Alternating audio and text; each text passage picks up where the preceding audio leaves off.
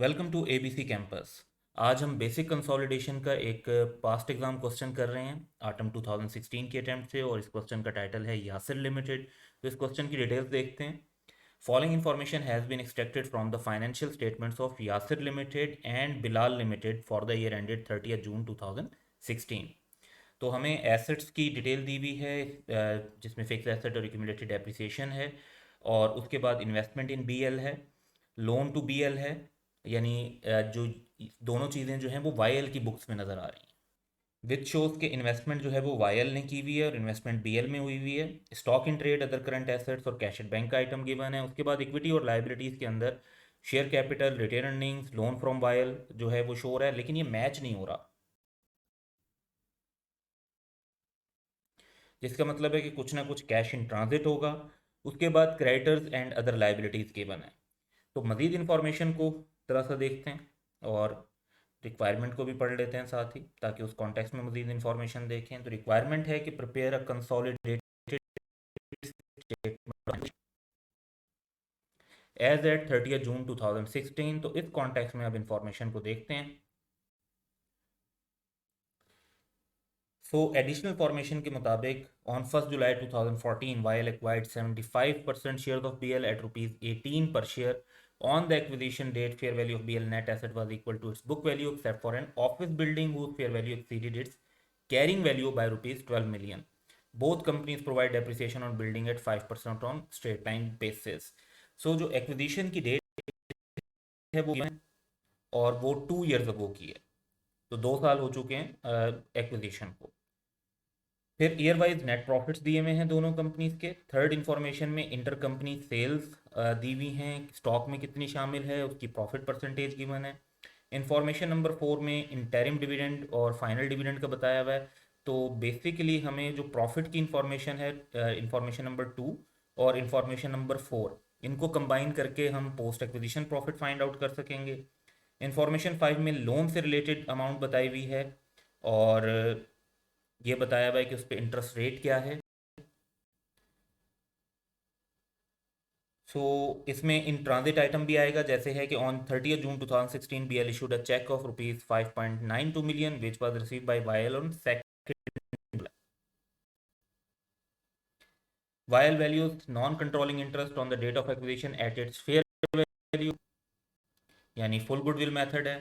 और उसके बाद इम्पेयरमेंट टेस्ट ने इंडिकेट किया है कि goodwill of BL was impaired by 10% on 30 June 2016। There was no impairment during the previous year. तो ये 7 एडजस्टमेंट पॉइंट्स गिवन है। हमारा क्वेश्चन सॉल्व करने का जो तरीका होगा वो हमेशा की तरह यही होगा कि हम सबसे पहले फॉर्मेट और वर्किंग वन बनाएंगे। उसके बाद हम जो है स्टेटमेंट की जो ये एसेट और लाइबिलिटीज़ और इक्विटी की फिगर्स हैं इनको इनकॉर्पोरेट करेंगे, और उसके बाद एडजस्टमेंट्स कर कर अपने टोटल्स की तरफ चलेंगे। सोल्यूशन की तरफ चलते हैं।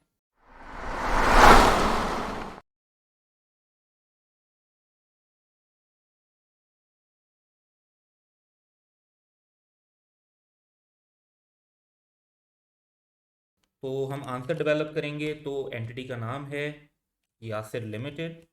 Consolidated statement of financial position बना रहे हैं एज एट 30 जून 2016। तो सबसे पहले हमें ऑब्वियसली नॉन करंट एसेट्स को रिफ्लेक्ट करना होगा। उसके बाद हमने करंट एसेट्स को भी रिफ्लेक्ट करना है। क्वेश्चन में stock in trade, other current asset और कैश एट बैंक गिवन है। फिर इक्विटी का सेक्शन बनेगा। उसके बाद नॉन करंट लाइबिलिटीज, और उसके बाद करंट लाइबिलिटीज। तो ये टिपिकल जस्ट हमने अभी हेडिंग लिखी हैं, जैसे जैसे आइटम्स आते जाएंगे उनको हम अकॉर्डिंगली नोट करते जाएंगे। अब हमने वर्किंग्स का फॉर्मेट बनाना है। तो हमारी पहली वर्किंग जो होती है दैट इज़ ग्रुप स्ट्रक्चर।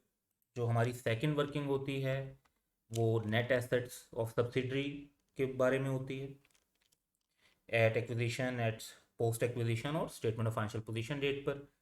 उसके बाद हमारी जो थर्ड वर्किंग है वो गुडविल पर होती है।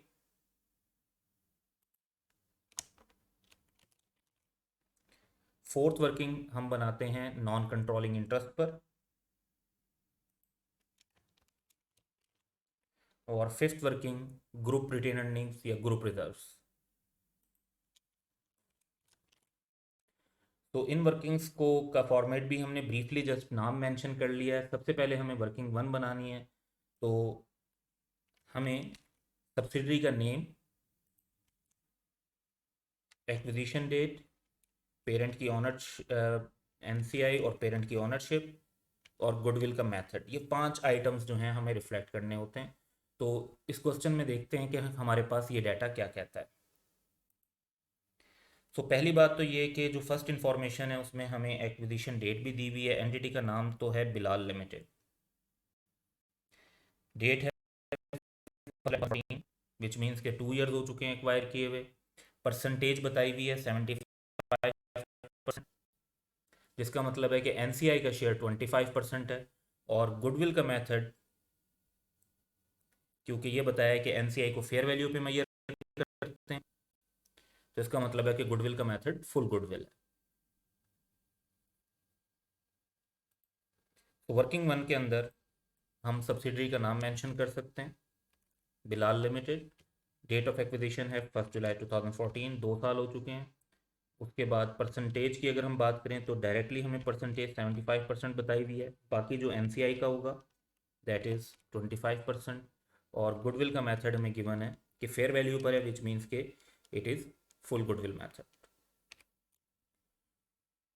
तो ग्रुप स्ट्रक्चर को इस्टेब्लिश करने के बाद हम क्वेश्चन के अंदर जो हमारे पास फिगर्स अवेलेबल हैं उनको इनकॉर्पोरेट करते हैं। तो सबसे पहले एसेट साइड की फिगर्स को जो है इनकॉर्पोरेट करेंगे।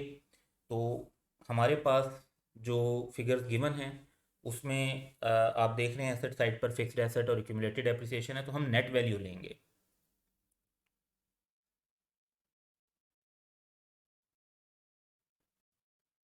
One eighty and 470। Property plant and equipment 180 and 470। उसके बाद इन्वेस्टमेंट इन बीएल है,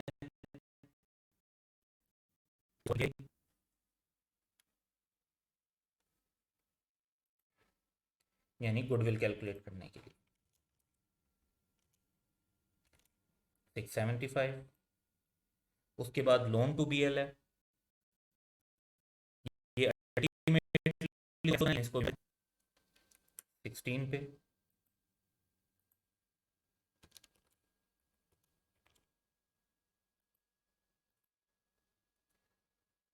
उसके बाद हमारे पास आइटम्स हैं stock in trade, other current assets और कैश एट बैंक के। तो क्योंकि कैश इन ट्रांजिट वगैरह भी है, स्टॉक का भी एडजस्टमेंट दी हुई है अनरियलाइज्ड प्रॉफिट की, अदर करंट एसेट पर कोई एडजस्टमेंट नहीं है जो क्वेश्चन की रीडिंग में हमने देखी। तो ये 3 आइटम्स हम एक साथ मेंशन कर लेंगे।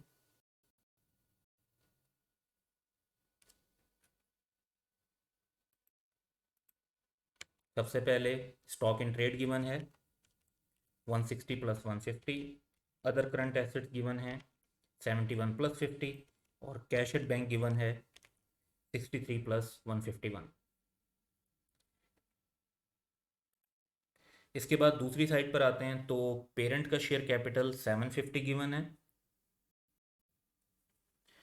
इसको हम अपनी स्टेटमेंट ऑफ फाइनेंशियल पोजीशन के अंदर मेंशन कर देंगे।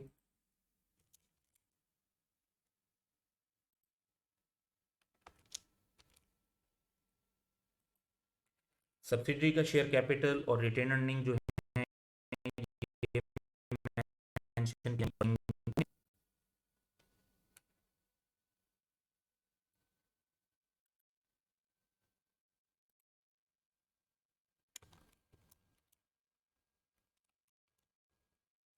और शेयर कैपिटल तो एक्विजिशन डेट पर भी सेम होता है।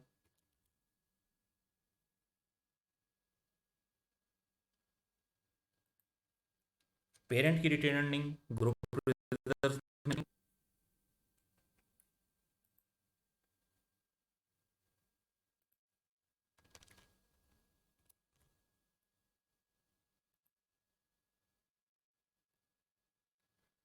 जो लोन है हमारा कैंसिल होगा बेसिकली 12 का, तो लोन फ्रॉम वायल के तौर पर इसको भी मेंशन कर देते हैं नॉन करंट।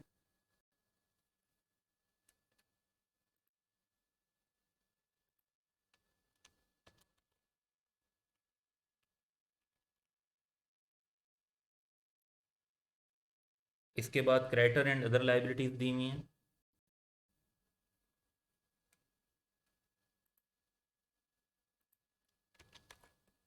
तो इनको भी हम मेंशन कर देते हैं 75 एंड 51।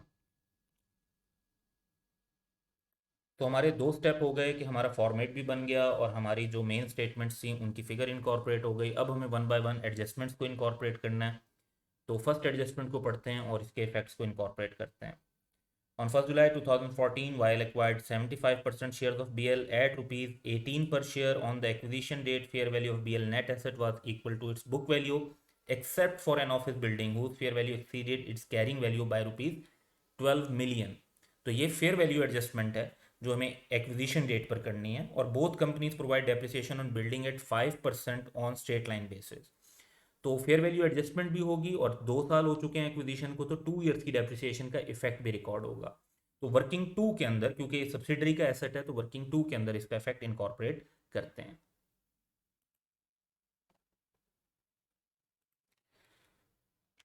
तो fair value adjustment and depreciation, जो वैल्यू ज़्यादा है वो 12 से ज़्यादा है। फिर इसकी डेप्रिसिएशन का इफेक्ट कैलकुलेट करते हैं। तो 12 पे 5% के हिसाब से 2 ईयर्स हो चुके हैं, तो दैट वुड बी 1.2। तो statement of financial position date पर जो नेट इफेक्ट होगा net of depreciation, that would be 10.8। और जितना statement of financial position date पर इफेक्ट होगा उतना ही इफेक्ट हमारी स्टेटमेंट ऑफ फाइनेंशियल पोजीशन के अंदर भी रिफ्लेक्ट हमें करना होगा। तो प्रॉपर्टी प्लांट इक्विपमेंट के अंदर हम एसेट ऐड कर देंगे नेट 10.8 से। बेसिकली आप इसमें 12 का एसेट ऐड करके 1.2 की डेप्रिसिएशन लेस कर दें, यानी दो अलग अलग एडजस्टमेंट भी कर सकते हैं और एक नेट एडजस्टमेंट भी कर सकते हैं।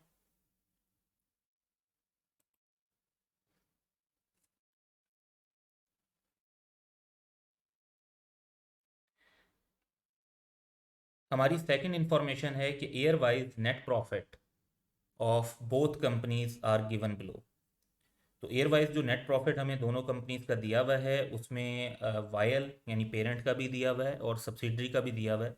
हमारे लिए जो रेलिवेंट है वो सब्सिडरी का है, क्योंकि जो प्री और पोस्ट एक्विजिशन फाइंड आउट करना होता है वो सब्सिडरी के लिए करना होता है, एक्वायरर के लिए नहीं, यानी पेरेंट एंटिटी के लिए नहीं। तो हम 11 और 168 की फिगर ध्यान में रखेंगे। लेकिन जब हम पोस्ट एक्विजिशन की बात कर रहे हैं तो पोस्ट एक्विजिशन रिजर्व प्रॉफिट की वजह से बढ़ते हैं तो डिविडेंड की वजह से कम भी होते हैं। तो हम इंफॉर्मेशन नंबर 4 को भी यहाँ पे इनकॉर्पोरेट करेंगे। सो बीएल ने इंटरिम डिविडेंड डिक्लेयर किया था 12% का ईयर 2015 में, लास्ट ईयर। तो वो तो रिकॉर्ड हुआ होगा। और फाइनल डिविडेंड 20% का ईयर 2016 का है, जिसके ईयर एंड पर हम बना रहे हैं। तो फाइनल डिविडेंड तो एजीएम के टाइम पर अप्रूव होता है और तब रिकॉर्ड होता है, तो इसको अभी हम रिकॉर्ड नहीं कर रहे होंगे।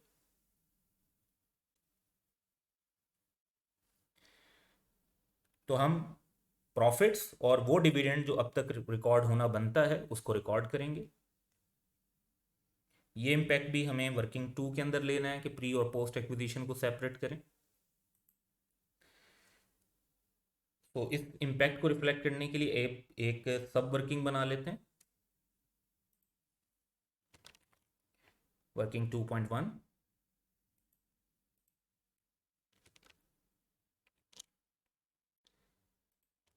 हमारे पास प्रॉफिट्स हैं 11 + 168 के, दैट वुड बी 179। और डिविडेंड हमने सिर्फ वो लेना है जो अब तक रिकॉर्ड होना बनता है। Final dividend of 2016 would be actually record recognised in 2017 AGM time. तो शेयर कैपिटल 500 मिलियन का, इसका 12% हमें रेट दिया हुआ है, दैट वुड बी 60। और नेट हमारे पास जो पोस्ट एक्विजिशन है वो आ जाएगा 119।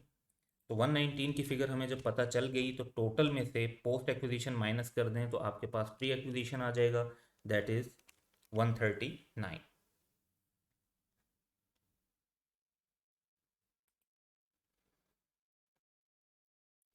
इसके बाद थर्ड इंफॉर्मेशन देखते हैं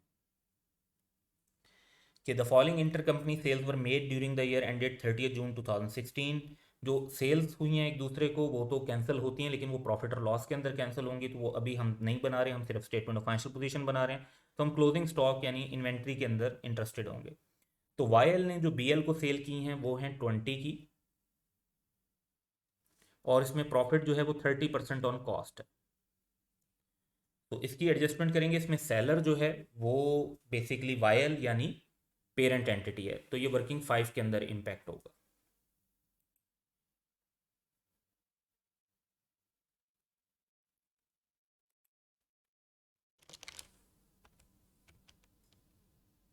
ट्वेंटी पे क्योंकि मार्कअप है, 30/130 से हमारे पास प्रॉफिट की फिगर आ जाएगी जो अनरियलाइज्ड है, दैट इज 4.62। साथ ही हम सब्सिडरी वाला इफेक्ट लेते हैं जिसमें सब्सिडरी सेलर है, तो अमाउंट है 32, और इसमें 15% ऑन सेल दिया हुआ है यानी मार्जिन दिया हुआ है, तो इसको वर्किंग 2 में रिकॉर्ड करेंगे।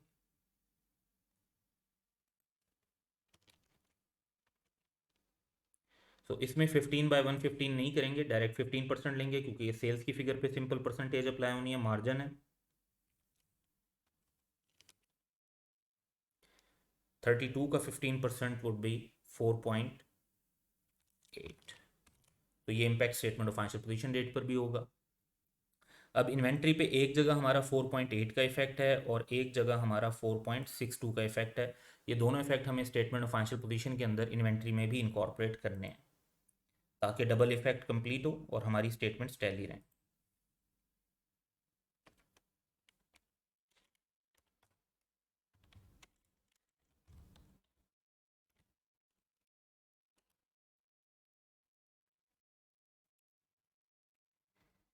4th इंफॉर्मेशन हम ऑलरेडी ले चुके हैं, 5th इंफॉर्मेशन की तरफ आते हैं। The loan was granted by YL to BL on 1st July 2014, यानी 2 years ago, and carries interest rate of 12% payable annually. The principal is repayable in 5 equal annual installment of rupees 4 million each. तो वो जो हम 12 और 16 का difference देख रहे हैं तो वो 4 मिलियन की एक इंस्टॉलमेंट के साथ भी मैच कर रहा है। On 30th June 2016, BL issued a check of 5.92 million, which was received by YL on 2 July 2016. No interest has been accrued by YL. अब यहाँ पर दो इश्यूज हैं। एक बात तो ये है कि हमारा जो इंटरेस्ट है वो वाईएल ने अभी तक इंटरेस्ट की एक्रूवल रिकॉर्ड नहीं किया, तो उन्हें इंटरेस्ट का एक्रूवल रिकॉर्ड करना चाहिए। जब वो इंटरेस्ट का एक्रूवल रिकॉर्ड कर लेंगे तो फिर उन्हें कैश इन ट्रांजिट भी रिकॉर्ड जो है उसका इम्पैक्ट भी हमें इनकॉर्पोरेट करना होगा। जब दोनों चीज़ों को इनकॉर्पोरेट कर लेंगे तो तीसरी चीज़ लोन क्योंकि इंट्रा ग्रुप है तो उसको कैंसिल भी करना होगा। तो इसमें हमें तीन चीज़ों का ख्याल रखना है, इंटरेस्ट को रिकॉर्ड करना है, कैश इन ट्रांजिट का इफेक्ट रिकॉर्ड करना है, और उसके बाद जो इंट्रा ग्रुप बैलेंस है उसको कैंसिल करना है। तो इसकी तरफ चलते हैं। तो सबसे पहले हम इंटरेस्ट की कैलकुलेशन के लिए, क्योंकि पेरेंट ने रिकॉर्ड नहीं किया हुआ, तो पेरेंट की इनकम इस पर रिकॉर्ड करते हैं।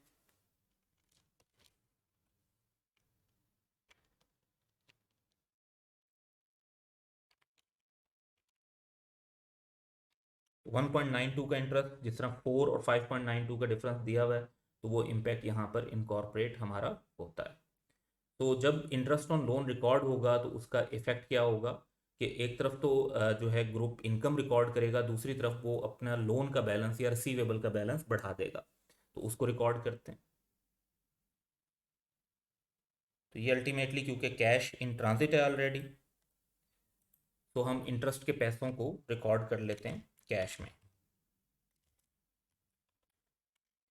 इसके बाद 4 की इंस्टॉलमेंट भी इन प्रोसेस है, तो वो भी कैश इन ट्रांजिट रिकॉर्ड हो जाएगा, और उतने पैसे लोन टू बीएल में से रिसीव कंसीडर होंगे। तो दो इम्पैक्ट हो गए हमारे। 4 से होगा यहाँ पर इम्पैक्ट 1.92 का इफेक्ट और 4 का इफेक्ट जो इंस्टॉलमेंट का है। इसके बाद हमने कैंसिलेशन करनी है, तो 12 का बैलेंस है, 12 माइनस 12, ये अमाउंट हमारी ज़ीरो हो जाएगी। और इसी तरीके से जब यहाँ से भी हम कैंसिल करेंगे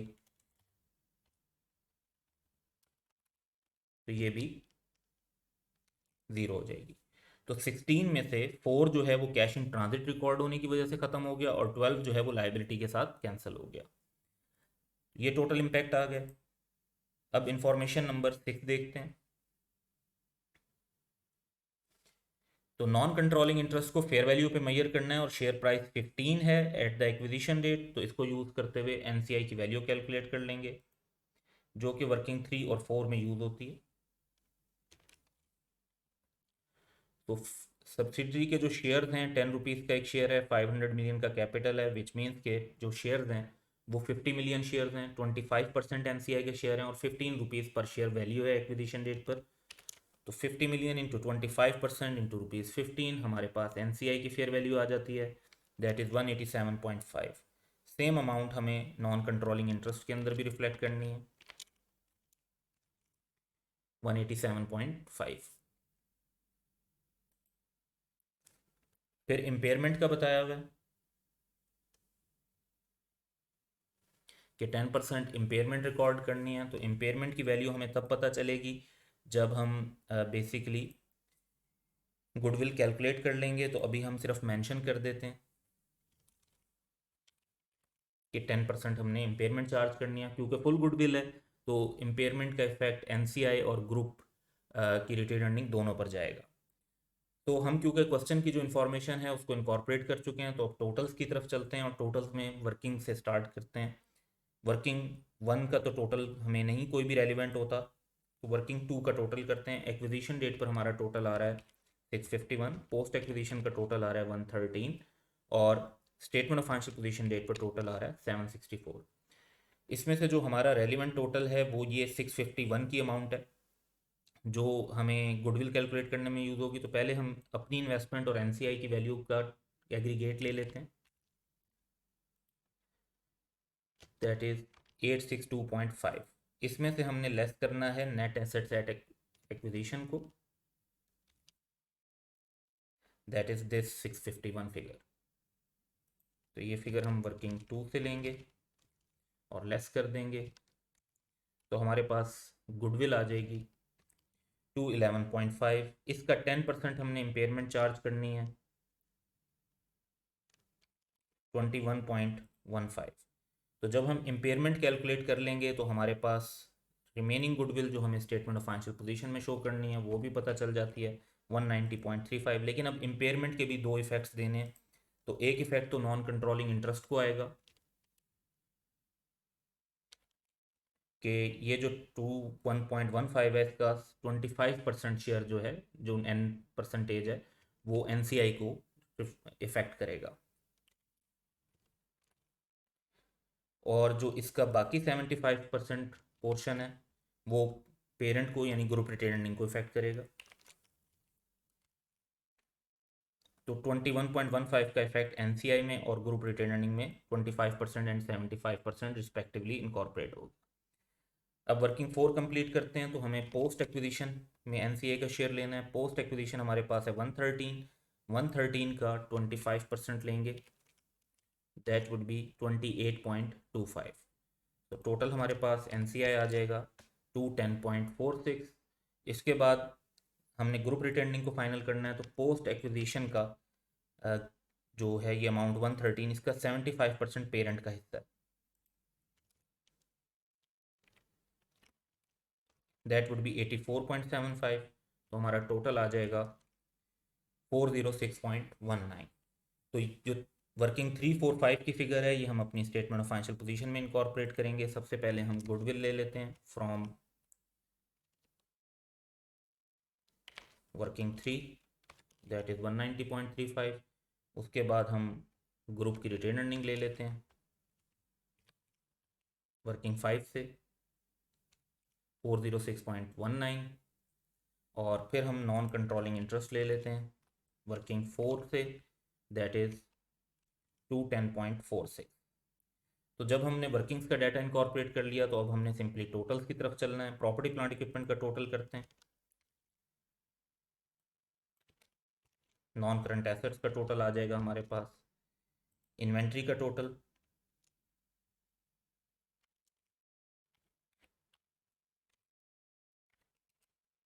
अदर करंट एसेट्स का टोटल और कैश एट बैंक का टोटल।